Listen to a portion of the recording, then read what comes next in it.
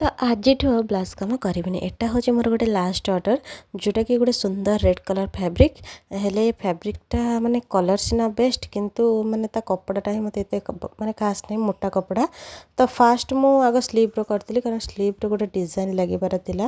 ତାପରେ ରେଡ଼ି କରିଥିଲି ଫ୍ରଣ୍ଟ ପାର୍ଟରେ ମୋତେ ଅସ୍ତ୍ରର କପଡ଼ା ଟିକେ କମ୍ ପଡ଼ୁଥିଲା, ତ ସେଥିପାଇଁ ମୁଁ ଯେଉଁ ବ୍ଲାଉଜ୍ର କପଡ଼ା ତାକୁ ବି ଆଡ଼୍ କରିଦେଇଥିଲି। ଆଉ ବ୍ୟାକ୍ରେ ପୁରା ସିମ୍ପଲ୍ ସାଙ୍ଗରେ ଗୋଟେ ସିମ୍ପଲ୍ ଡିଜାଇନ୍, ଗୋଟେ ମାନେ ରାଉଣ୍ଡ ନେକ୍ ବନେଇବାର ଥିଲା।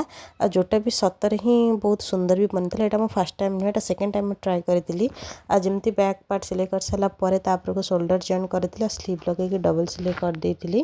ଆଉ ଏତିକି ସବୁ ସରିଲା ପରେ କରିଥିଲି ସାଇଡ଼୍ର ଜଏଣ୍ଟ, ଆଉ ତାପରେ ହୁକ ଘର କାଜ ଘର ଏସବୁ ଯାହା କରିବାର ଥିଲା ତାକୁ କମ୍ପ୍ଲିଟ୍ କରିଥିଲି।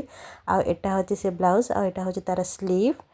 ଆଉ ତା'ର ବ୍ୟାକ୍ ପାର୍ଟ ଫ୍ରଣ୍ଟ ପାର୍ଟ ସବୁ ବହୁତ ବେଷ୍ଟ ହେଇଥିଲା। ଆଉ ତା'ର ଗୋଟେ ଲଟକନ୍ ବି ବହୁତ ସୁନ୍ଦର, ଫାର୍ଷ୍ଟ ଟାଇମ୍ ପାଇଁ ଏମିତି ଗୋଟେ କରିଥିଲି।